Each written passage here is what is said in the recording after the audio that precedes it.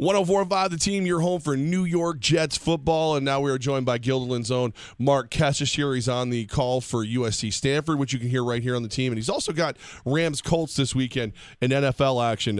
As we speak about the Jets, Kesty, can you believe the fact that if they beat the Bills, they will be in sole possession of first place in the AFC East?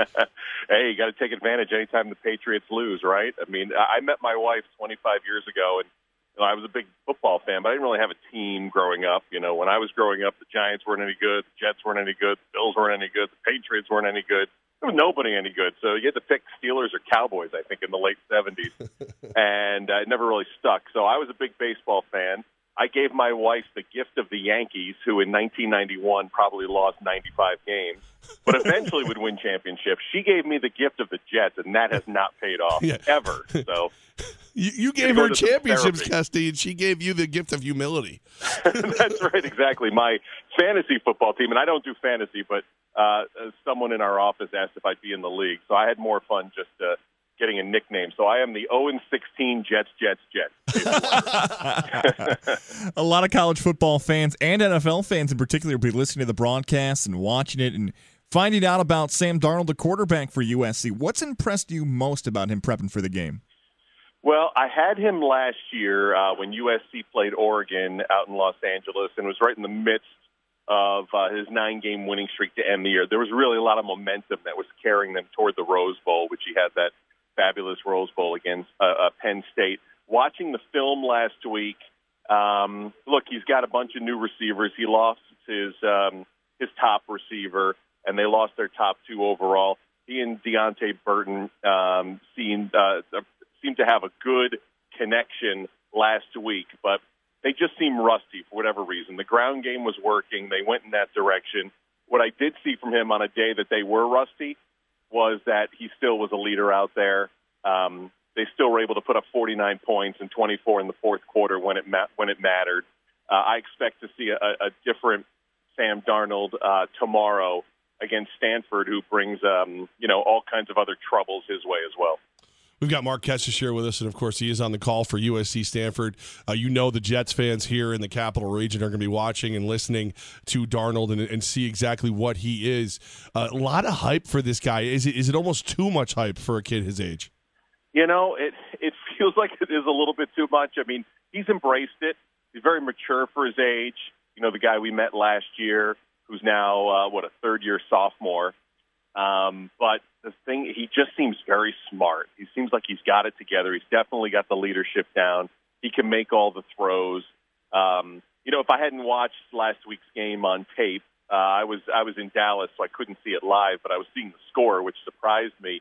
I definitely probably pushed a little too much on him early, and there's a lot you can parse from week one, that you don't have a real preseason type game. You've got a spring game for whatever that is, and then it's just tough on coaches to prepare for teams. Western Michigan was, in a big-time bowl game last year. They lost a lot of talent, too. So sometimes I toss away week one, whether you're really outstanding or whether you're really bad, because now you got your reps down.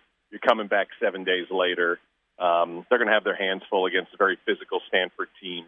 But I just like what he's made of, and I think all the hype that's put on him, whether it's too much or not, I think is deserved. And to think with that hype that's maybe deserved for him, you have a guy like Levack reference, Josh Rosen, who has one of the great comebacks in college football history. Yeah. Lamar Jackson wins the Heisman Trophy. Mason Rudolph and Josh Allen will have a lot of NFL hype around them. Baker Mayfield's a Heisman finalist. We're talking about, it seems, and maybe you feel the same way, that these are the best quarterbacks we've seen in college football in a real long time. It does feel that way, doesn't it? It almost feels wrong to, put 3 quarterbacks, maybe more, at the top of the draft, looking at next year. It's possible. Obviously, it's a premium position.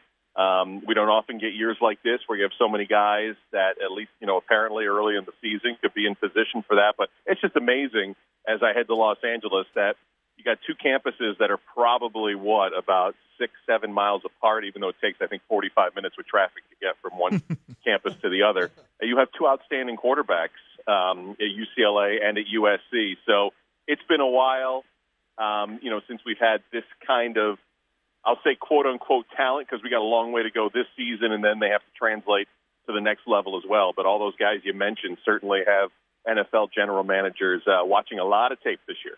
Marc Kestecher about to get more busy than usual, and that's saying something for him. This weekend, of course, like you said, USC, Stanford, then Rams, Colts. How different is this game than what you were originally preparing for? It was like Andrew Luck, Aaron, and Aaron, and now it's Scott Tolzien versus Jared Goff. Yeah, exactly. The Indianapolis part of the equation is a little bit disappointing.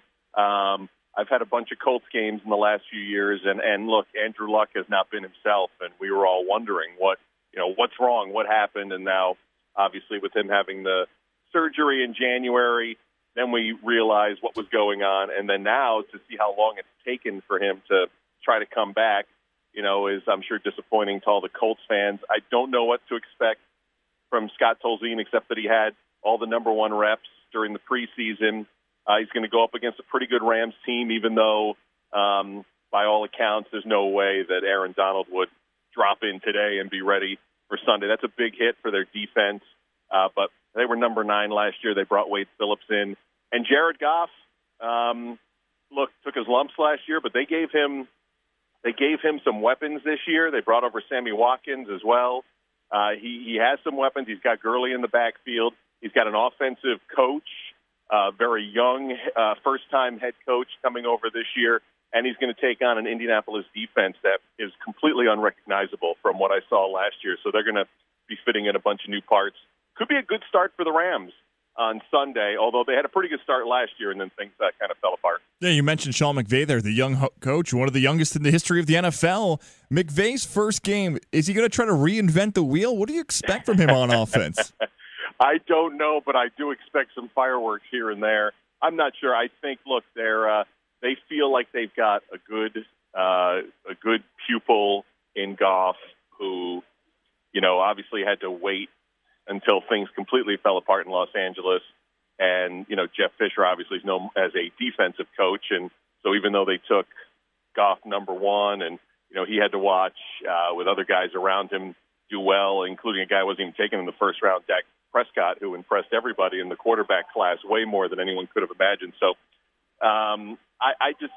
I don't know what exactly we will see, but I do know that it's going to be, if you're a Rams fan, it's something you haven't seen in a long time, going on since the Kurt Warner days and their Super Bowl era days. I don't think it's going to be, the greatest show on turf, but we're going to be trending in that direction with all the quote-unquote quarterback whisperers that they have brought on as head coach and assistant coaches with the Rams.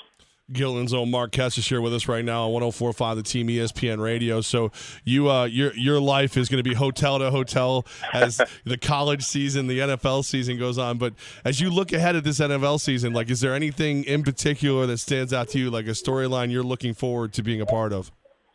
Well, on my schedule, I have Seattle next week. So I'm looking forward to getting out there and seeing what that 12th man is all about. But as far as, as a fan, just, after what happened last night with New England, I have no doubt, they'll bounce back, though injury is certainly a concern after yesterday. And then I think, everybody I've been talking to, I keep telling them, I just want to see what Dallas does after last year. I think, that's a lot to live up to. And, of course, more than likely suspension, I'm guessing, for Ezekiel Elliott. Who knows? I mean, maybe this thing could be put off for a year through the legal system like Tom Brady. His guys were able to do a couple of years ago. But regardless, with all those distractions and all that talent down there, that's one of the bigger storylines I'm keeping an eye on as well. Kesty, we'll be keeping our ears open for you. Again, you'll be on the call for USC Stanford right here on the team. And we just appreciate when you make time for the hometown.